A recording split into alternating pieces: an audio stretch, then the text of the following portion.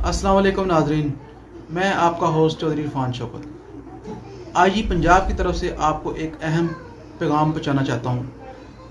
Punjab police के 150 जवान जो कि शदीद ज़ख्मी हुए हैं, इस टाइम वो हॉस्पिटल में दाखिल हैं, जो कि पीटीआई के कारकुनों ने ज़ख्मी किया है। उनको 50 के करीब गाड़ियों को डैमेज किया गया है पुलिस की, किसी को जला दिया गया है, किसी को तोड़ दिया गया है, जो कि सरासर पाकिस्तान के साथ ज़्यादती की गई है।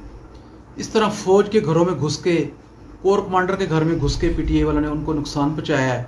और आपको ये बताता चलें कि 3000 के करीब पीटीआई के कारकुन गिरफ्तार हो चुके हैं और मज़ीद हो रहे हैं।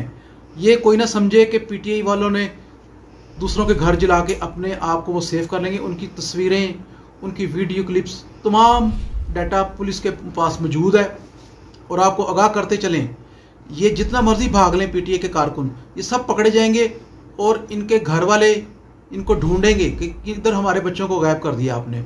लिहाजा आईजी की तरफ से सख्त पैगाम है कि जिसकी भी वीडियो हमारे पास आएगी, जिसने ये शर्पसंदी की है, हम उसको नहीं छोड़ेंगे, उसके ऊपर कानून की पूरी कार्रवाई करेंगे, चाहे वो कोई भी हो।